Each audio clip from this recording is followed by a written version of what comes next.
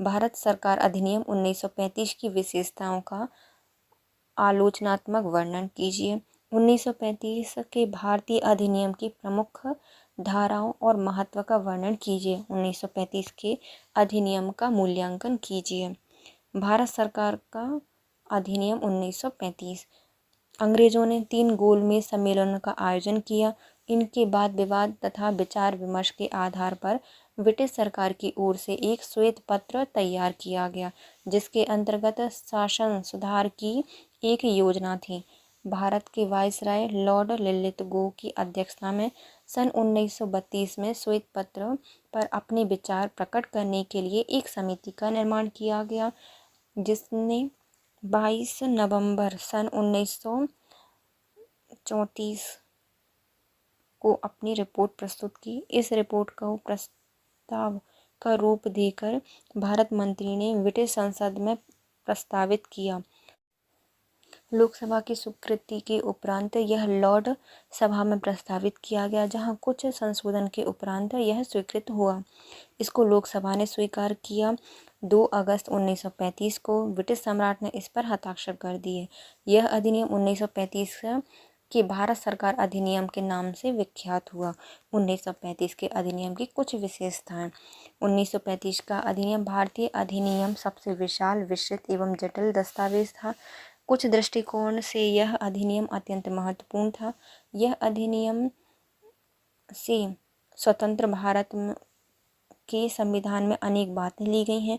उल्लेखनीय है कि यह अधिनियम को पूर्ण रूप से लागू नहीं किया जा सकता। 1935 के अधिनियम की कुछ विशेषताएं इस प्रकार हैं। पहला आता है अखिल भारतीय संघ का प्रस्ताव इसमें रखा गया था। दूसरा, केंद्र में द्वैत शासन प्रणाली की स्थापना की गई थी। तीसरा, शासन के विषयों की सूची थी इसमें। चौथा, प्रांतीय स्वायत्तता दी गई थी। पांचवा, रक्षा कवच की व्यवस्था की गई थी। और छठा, संघीय न्यायालय की स्थापना की बात इसमें कही गई है। अखिल भारतीय संघ का प्रस्ताव। 1935 के अधिनियम की सर्वप्रमुख विशेषता, पहली बार भारत में संगठनात्मक शासन प्रणाली को लागू किया जाना था। सभी भारतीय प्रांत एवं राज्यों का एक संघ बनने का प्रस्ताव था। संघ के दोनों सदनों में राज्यों को उचित प्रतिनिधित्व दिया गया था। संघीय असेंबली में 375 में से 125 और काउंसिल ऑफ स्टेट में 260 में से 104 सदस्य नियुक्त करने का उन्हें अधिकार दिया गया था।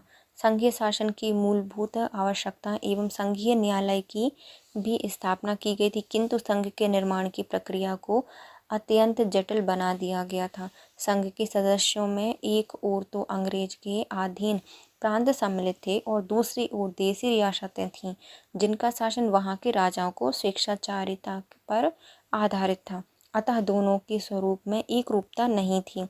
भारतीय संघ को बनाने के लिए 2 प्रमुख शर्तें रखी गई थी, जिनका उद्देश्य केवल स्वतंत्र भारतीय रियासतों को अधिक से अधिक संघ में शामिल करना था। और यह 2 शर्तें इस प्रकार थी। पहला, कम से कम इतने राज्य भारतीय संघ में सम्मिलित हो जाएं जिन्हें काउंसिल ऑफ स्टेट में कम से कम 52 प्रतिनिधि भेजने का अधिकार हो। दूसरा, इन रियासतों की जनसंख्या समस्त रियासतों की जनसंख्या की आधी से कम ना हो। इन शर्तों के कारण ही 1935 के अधिनियम में वर्णित संघ की स्थापना कभी न हो सकी, क्योंकि संघ बनने के लिए आवश्यक संख्या में रियासतों ने इनके लिए स्वीकृति नहीं दी।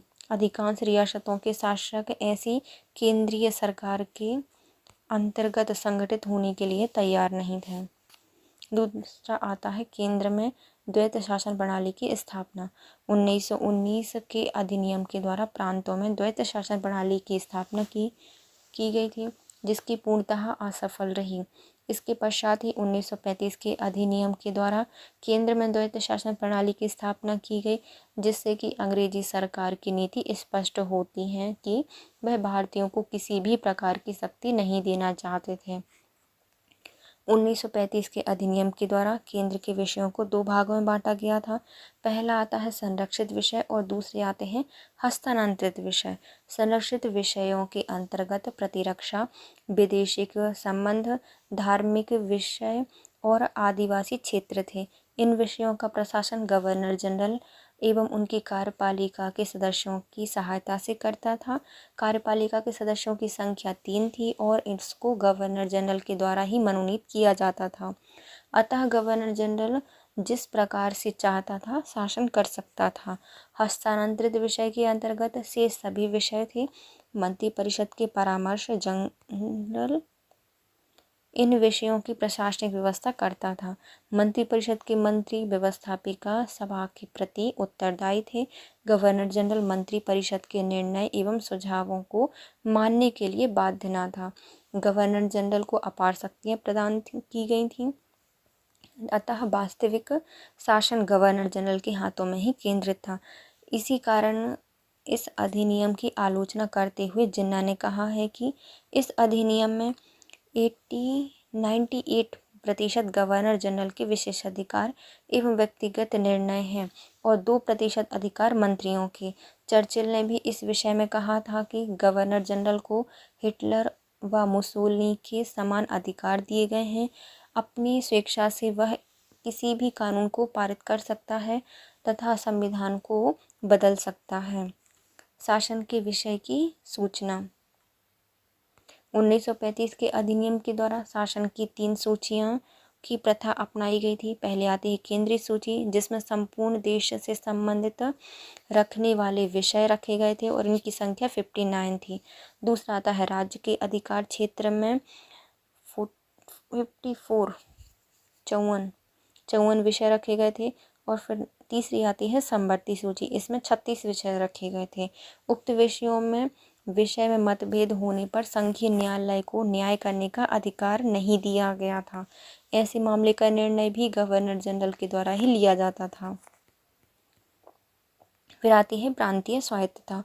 1935 के अधिनियम की एक अन्य प्रमुख विशेषता प्रांतों को स्वायत्तता प्रदान करना थी। 1919 के अधिनियम के द्वारा प्रांतों में द्वैत शासन प्रणाली की स्थापना की गई थी, जिसका घोर विरोध किया गया था। इस अधिनियम के द्वारा प्रांतों में द्वैत शासन प्रणाली को समाप्त करके स्वायत्त शासन की स्थापना की गई थी। प्रांतों को नवीन संवैधानिक अधिकार प्रदान किए गए थे। प्रशासन का कार्य गवर्नर मंत्रिपरिषद के परामर्श पर करता था। मंत्रिपरिषद मंत्रिमंडल के प्रति उत्तरदायी थी। गवर्नर से यह अपेक्षा की गई थी कि वह मंत्रिपरिषद के सुझाव के अनुसार ही कार्य करे, किंतु प्रांतीय स्वायत्तता के बावजूद भी गवर्नर को इनकी शक्तियां प्रदान कर दी गई थीं कि स्वायत्तता के नाम मात्र ही रह गया था। उदाहरणतः इन विषयों के अनुसार गवर्नर को निम्नलिखित अधिकार दिए गए थे। पहला, गवर्नर मंत्रियों को पदच्युत कर सकता है। गवर्नर व्यक्तिगत निर्णय लेने के लिए स्वतंत्र था। गवर्नर के परामर्श और इच्छा को ठुकरा सकता था। इसके अतिरिक्त विशेष परिस्थितियों में गवर्नर जनरल भी प्रांत के मामले में हस्तक्षेप कर सकता था। गवर्नर जनरल को इसमें भी कुछ अधिकार दिए गए थे, जैसे गवर्नर जनरल उत्तरदायी शासन का अंत कर सकता था। गवर्नर जनरल प्रांतों के गवर्नर को आवश्यक निर्देश प्रदान कर सकता था और प्रदेश पर शासन करने का संपूर्ण भार गवर्नर पर हो जाता था। इस प्रकार इस अधिनियम के द्वारा प्रदत्त प्रांतीय स्वायत्तता दिखावा मात्र ही थी। फिर आता है रक्षा कवच की स्थापना। 1935 के अधिनियम को पारित करने से पूर्व अंग्रेजी सरकार ने अपनी सुरक्षा हेतु अनेक सुरक्षा कवचों की व्यवस्था की थी।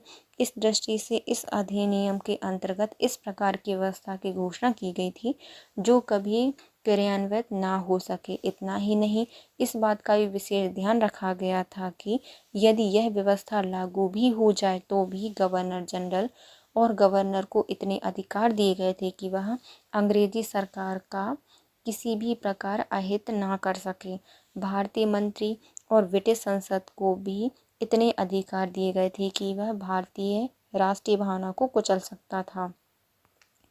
फिर आते हैं संघीय न्यायालय की स्थापना। 1935 के अधिनियम के द्वारा ही एक संघीय न्यायालय की स्थापना का प्रावधान किया गया था। इस न्यायालय में एक मुख्य न्यायाधीश और 2 अन्य न्यायाधीश भी नियुक्त किए गए थे। इस न्यायालय में 6 न्यायाधीश तक नियुक्त किए जा सकते थे। इस न्यायालय के लिए न्यायाधीशों की नियुक्ति इंग्लैंड के सम्राट के द्वारा की जाती थी। इस न्यायालय के लिए निर्णय के विरुद्ध इंग्लैंड की जो पीवी काउंसिल थी वहाँ पर अपील की जा सकती थी। 1935 के अधिनियम के दोष।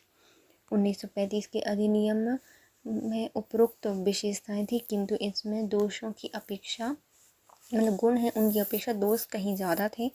भारतीयों को प्रत्यक्ष रूप से जितनी भी शक्तियाँ प्रदान की गई थी वह गवर्नर और उसकी गवर्नर जनरल को अधिक शक्तियाँ प्रदान करके अप्रत्यक्ष रूप से छीन ली गई थी।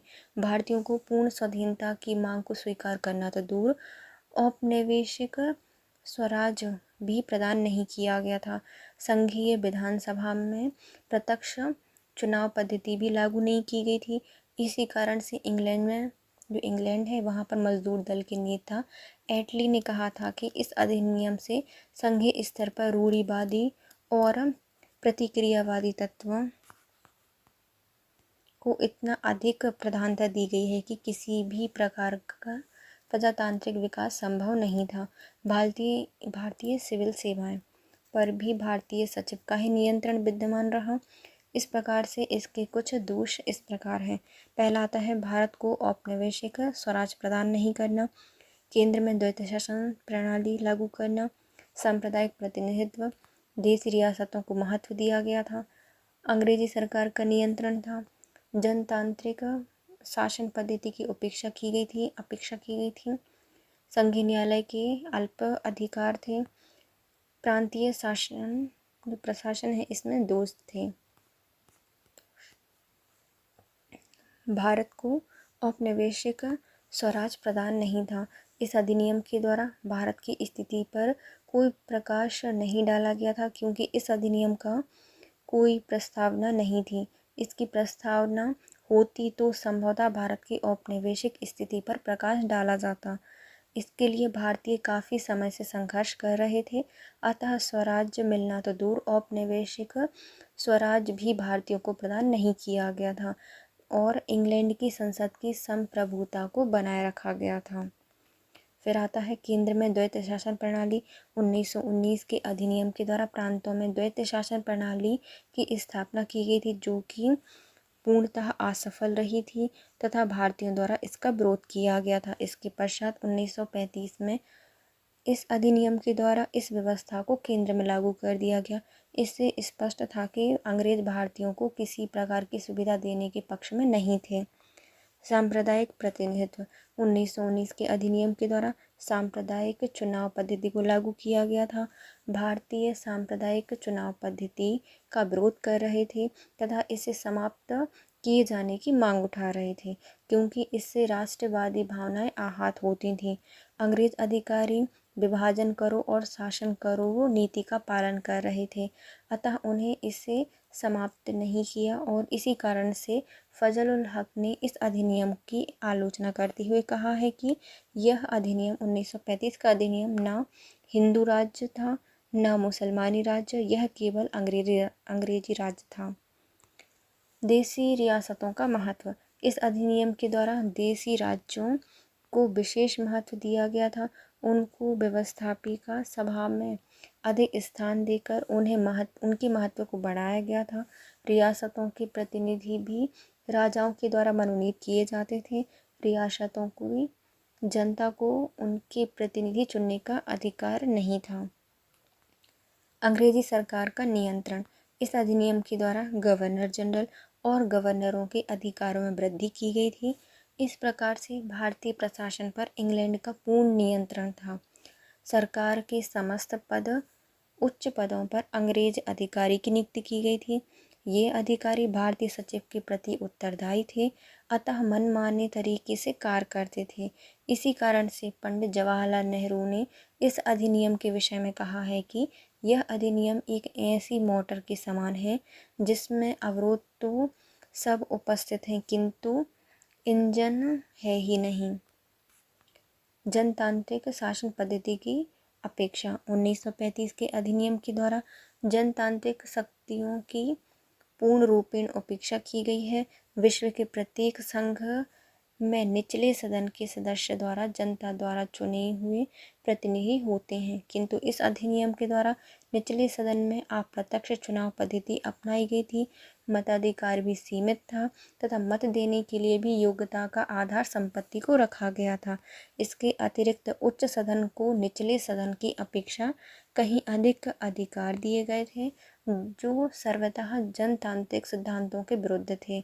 विश्व के प्रत्येक संघ में निचले सदन को ही अधिकार दिए जाते थे, किंतु इस अधिनियम में ऐसा नहीं था। इसी कारण से पंडित मदन मोहन मालवीय जी ने इस अधिनियम की आलोचना की थी और कहा था कि नया अधिनियम हम पर थोपा गया है। बाहर से यह जनतांत्रिक शासन व्यवस्था से मिलता जुलता है, किंतु भीतर से यह पूर्णतः खोखला है। संघीय न्यायालय की अल्प अधिकार। इस अधिनियम के द्वारा एक संघीय न्यायालय की स्थापना की गई थी, किंतु इसके अधिकार सीमित थे। प्रत्येक संघीय शासन व्यवस्था में संघीय न्यायालय न्याय करने वाली सर्वोच्च संस्था होती है। इस अधिनियम के द्वारा स्थापित व्यवस्था में न्याय की सर्वोच्च संस्था होती है। इस अधिनियम के द्वारा स्थापित में न्याय की सर्वोच्च संस्था संघीय न्यायालय न होकर इंग्लैंड की संसद थी। संघीय न्यायालय के निर्णय के विरुद्ध इंग्लैंड की प्रीवी काउंसिल में अपील की जा सकती थी।